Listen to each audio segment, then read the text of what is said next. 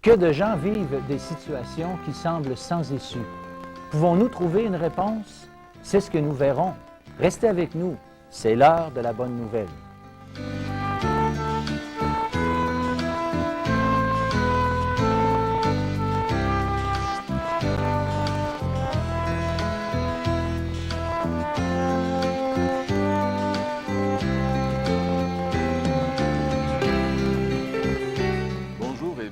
À l'heure de la bonne nouvelle. Il nous fait plaisir de vous retrouver à nouveau aujourd'hui et au cours des prochaines minutes, nous aurons l'occasion de vous présenter un message qui peut transformer votre vie.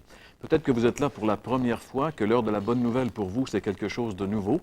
Eh bien, bienvenue et vous verrez que c'est une émission qui est un peu différente de celle que vous avez l'occasion de voir et d'entendre, puisque le message que nous avons aujourd'hui ici n'est pas un message qui vient des hommes, mais vraiment un message qui vient de Dieu. Nous vous proclamerons le message de la parole de Dieu. Nous avons adopté comme thème principal de cette série 1997, à l'heure de la bonne nouvelle cette année, le thème « Religion ou Jésus-Christ ». Nous voulons vraiment démontrer que Jésus-Christ, sa personne et son œuvre, c'est très différent de tout ce que toute religion peut offrir à l'homme aujourd'hui. Et justement, François, dans le cadre de cette série, quel sera le thème que tu vas développer au cours de cette émission? OK, je veux développer aujourd'hui le thème « Jésus et les désespérés », où le Seigneur Jésus a pris soin de répondre aux questions fondamentales d'un cas désespéré. Il s'est attardé à une personne en particulier. Et quand on parle de cas désespérés, on fait allusion, je présume, aux gens qui en sont réduits à l'extrême dans leur situation, qui ne peuvent pas trouver de solution nulle part pour s'en sortir, c'est ça? Oui, bien, on va regarder aujourd'hui quelqu'un qui était malade. En effet, c'est un récit qu'on va utiliser, qu'on va prendre dans les évangiles, mais quelqu'un qui était malade, mais qui avait aussi ce besoin fondamental qui est souvent caché en dessous d'une maladie grave et qui s'appelle le péché. Et on va voir ensemble comment le Seigneur Jésus non seulement a parlé et traité avec le malade en relation avec sa maladie, mais comment aussi il a parlé et traité du plus profond problème que tous les hommes ont, le péché. Merci bien, François. On a bien hâte d'entendre ça. Gaston, les gens, on leur offre à chaque émission, depuis 33 ans maintenant, de la littérature, mais il y a aussi autre chose. On ne veut pas nécessairement qu'ils nous écrivent juste pour recevoir des choses, mais si les gens ont des problèmes, des interrogations, des choses-là, ils peuvent aussi nous contacter, n'est-ce pas? En effet, et puis on aimerait, puis il nous fait toujours plaisir de lire les commentaires des gens, parce que les gens peuvent commenter aussi les sujets qu'on aborde, qu'on présente, de la parole. Et puis, ils peuvent aussi nous faire des suggestions. Et puis, si, en fait, ils ont des questions ou des problèmes, puis ils aimeraient avoir des réponses, on a quand même une équipe qui est un peu partout et puis qui travaille avec nous en collaboration et puis qui peuvent répondre, qui connaissent la parole de Dieu, en fait, dans l'Évangile. Et parce que nos réponses, nos conseils, sont fondés sur la parole de Dieu, parce qu'on n'a pas d'autorité, nous autres personnels. Notre autorité, c'est la parole du Seigneur.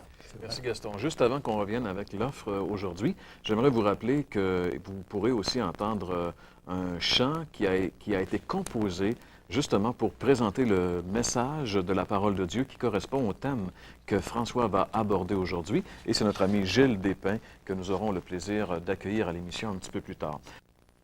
Donc, le thème de la série, je le répète pour nos auditeurs, « Religion ou Jésus-Christ ». Et le thème que nous voulons vous apporter aujourd'hui, c'est Jésus-Christ et les désespérés. Peut-être que ceux qui vous connaissent, vous considèrent-ils comme quelqu'un qui est un cas désespéré?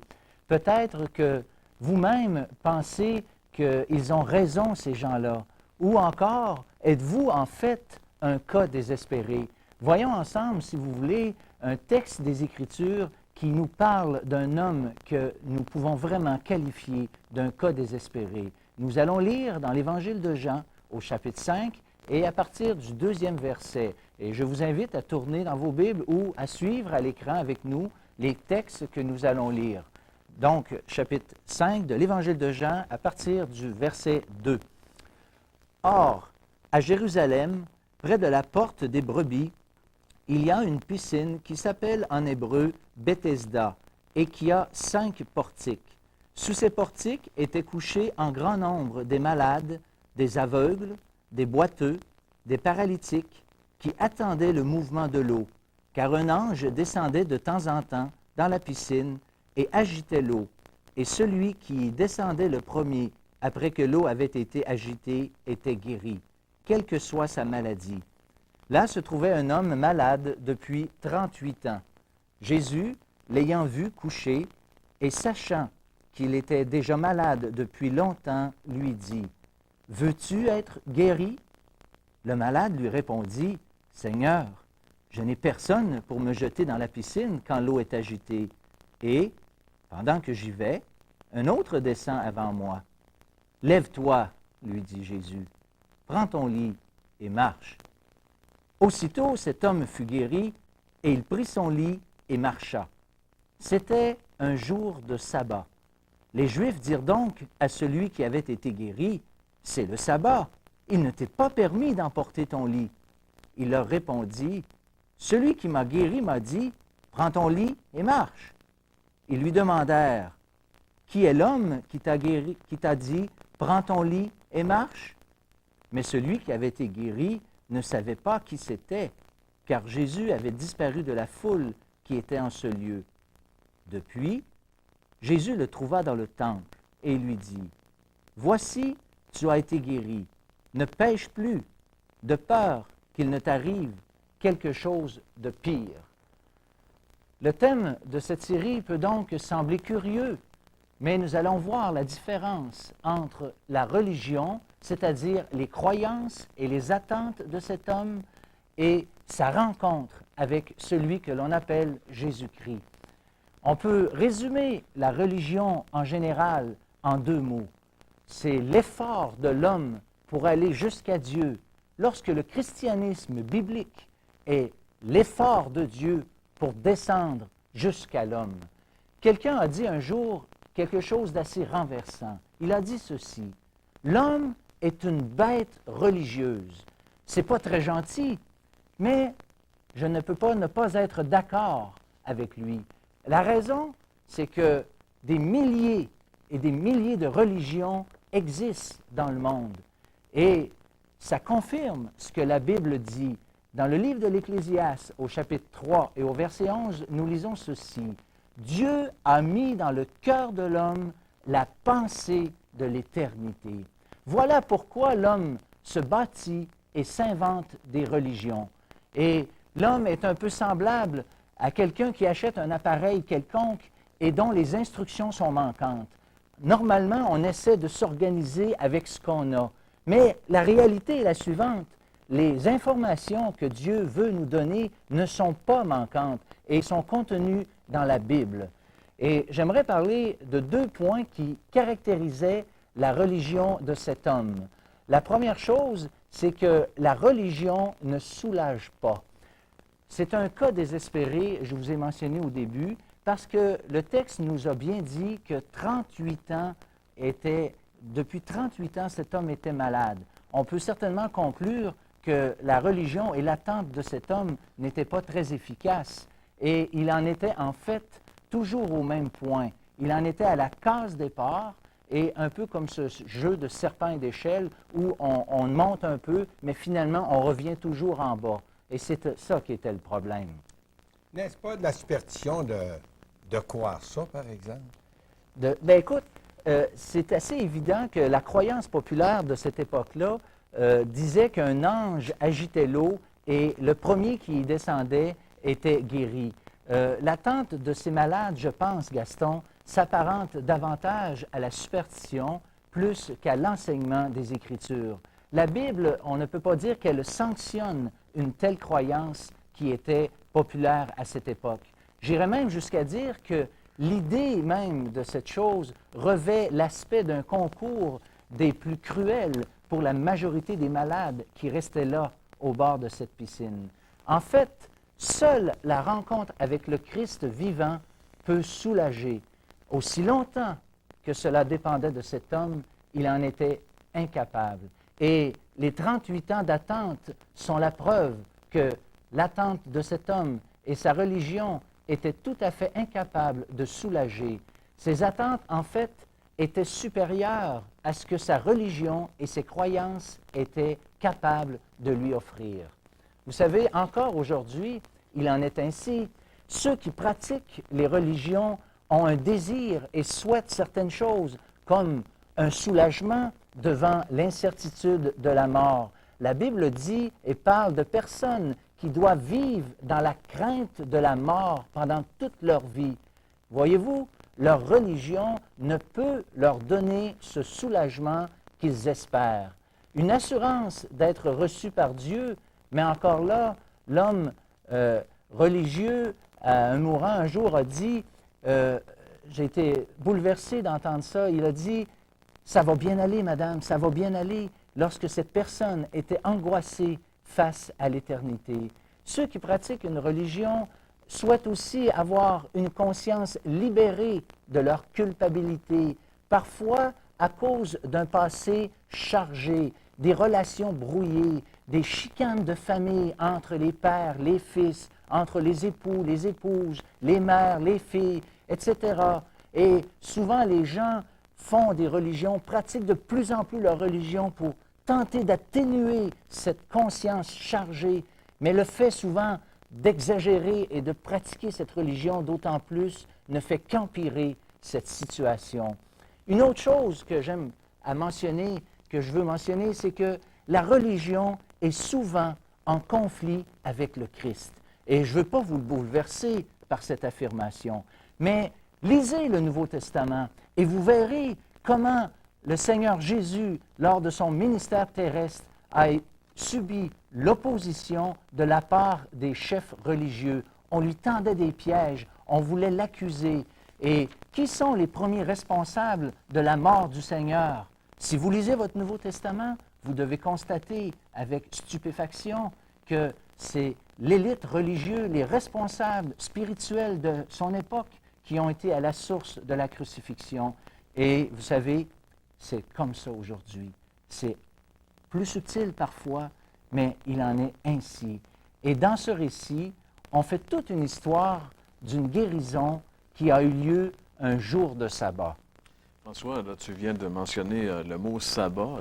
J'imagine que beaucoup de nos auditeurs ne savent pas vraiment qu'est-ce que ça veut dire, le sabbat. Oui, c'est une bonne question. En fait, d'abord, la première chose qu'on peut dire à propos du sabbat, c'est le samedi. Ça, il y en a beaucoup qui pensent que c'est le dimanche, mais ça, c'est le samedi. C'est le 7e jour de la semaine.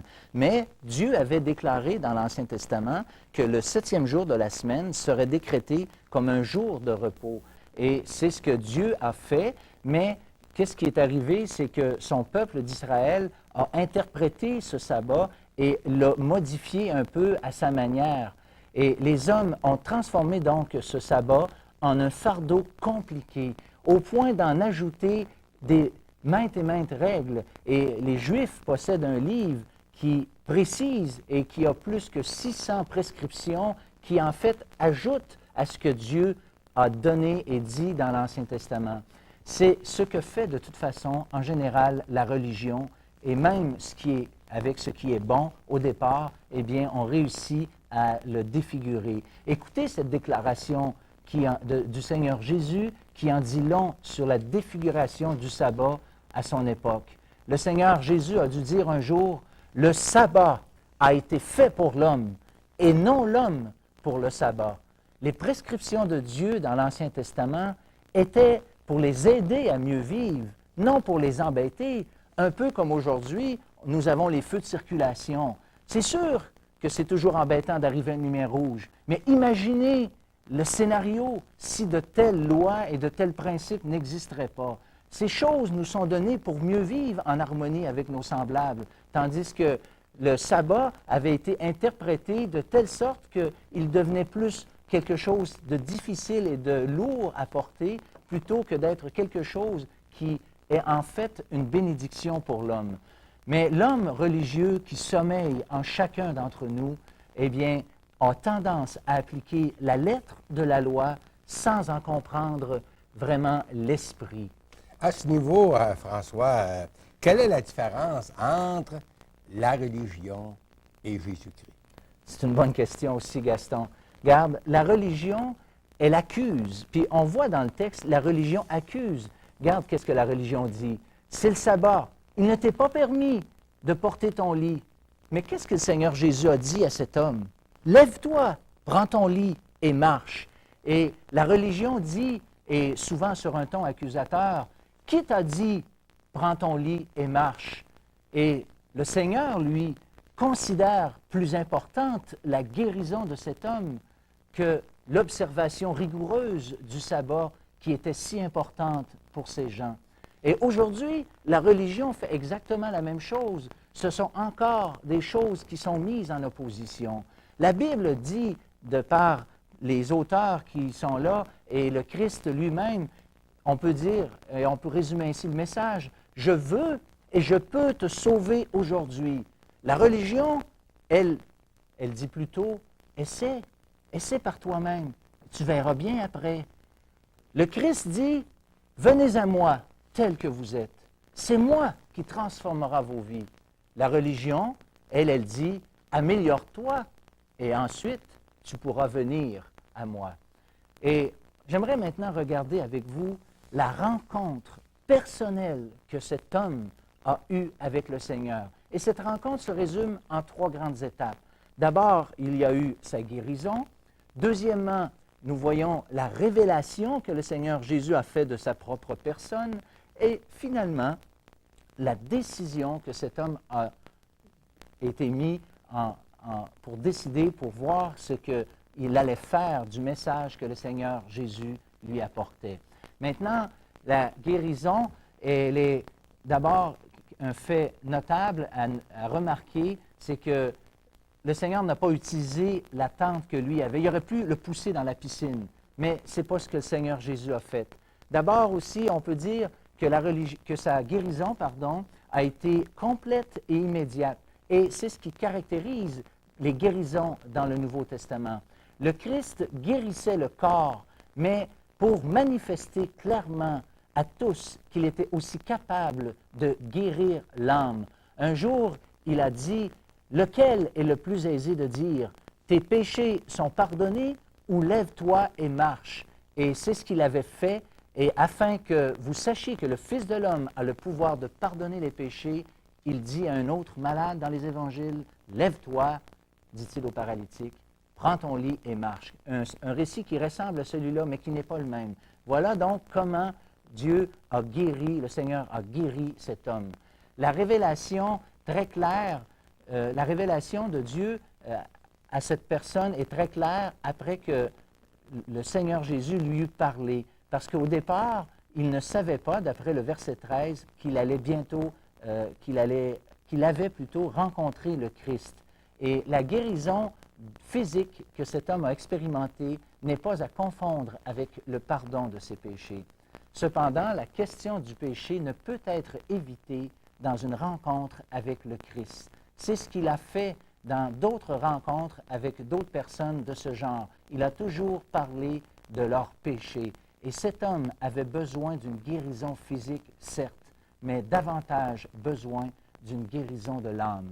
Et finalement, la décision qu'il a dû prendre devant le Seigneur lui a dit « Ne pêche plus de peur qu'il ne t'arrive quelque chose de pire. » Et une rencontre avec le Christ nous place devant une décision.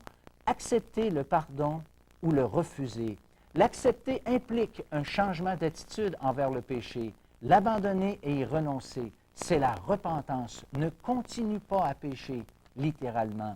Le refuser, c'est simplement attendre quelque chose de pire. Pour cet homme, quelle était cette chose pire que 38 ans paralysé? Il ne vivrait jamais même assez longtemps pour vivre quelque chose d'aussi pire. Moi, je pense et je suggère que la réponse à ce quelque chose de pire était probablement l'éternité loin de Dieu, pour toujours.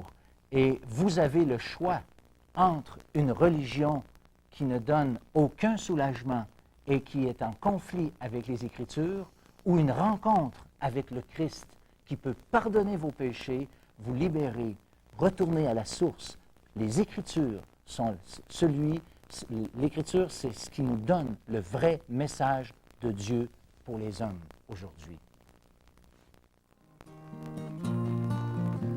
Dans la grande ville de Jérusalem, au lieu appelé Bethesda. La croyance voulait qu'un ange vienne agiter l'eau en de rares fois. Là se trouvait en grand nombre des malades de toutes sortes qui soupiraient dans l'ombre au seuil des portes.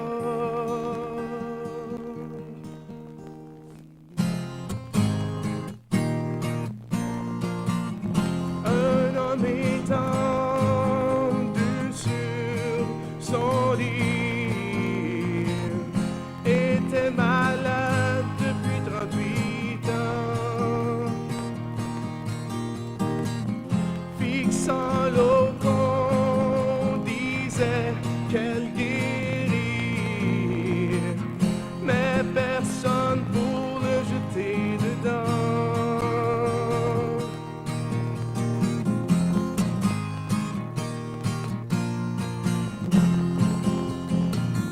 Entre l'espoir et la réalité, un combat s'était engagé.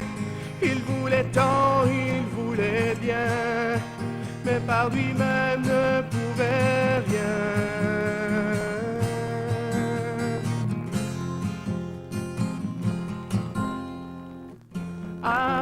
Abandonné dans la misère, que furent l'objet de ses pensées. Que celui qui ne peut rien faire mène une cause désespérée.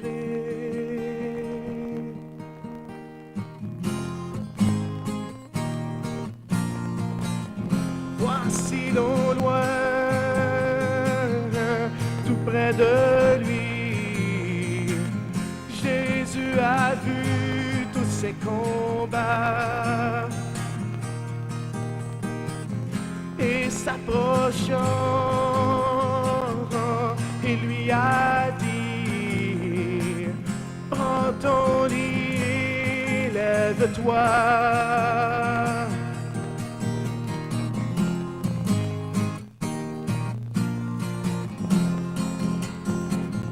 De son problème de santé, le Seigneur n'en a délivré, mais de peur qu'il ne lui arrive pire, cet homme aura choisi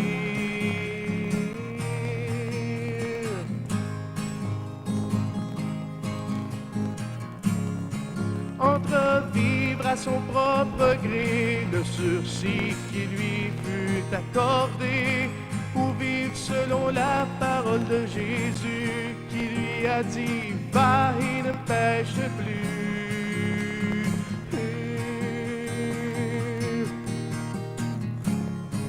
Le pardon des péchés reste toujours une possibilité.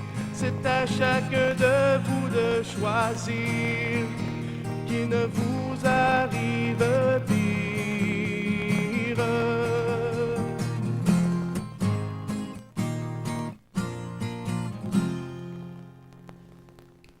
Merci beaucoup, Gilles, pour ce chant qui résumait un petit peu ce que François nous a annoncé au cours de cette émission. Merci beaucoup, François, également, pour ce message. Oui, Jean-Pierre. Et Gaston, merci aussi pour ta participation, de nous rappeler comme ça que des gens ont toujours accès à des conseillers spirituels à travers le ministère de l'Heure de la Bonne Nouvelle.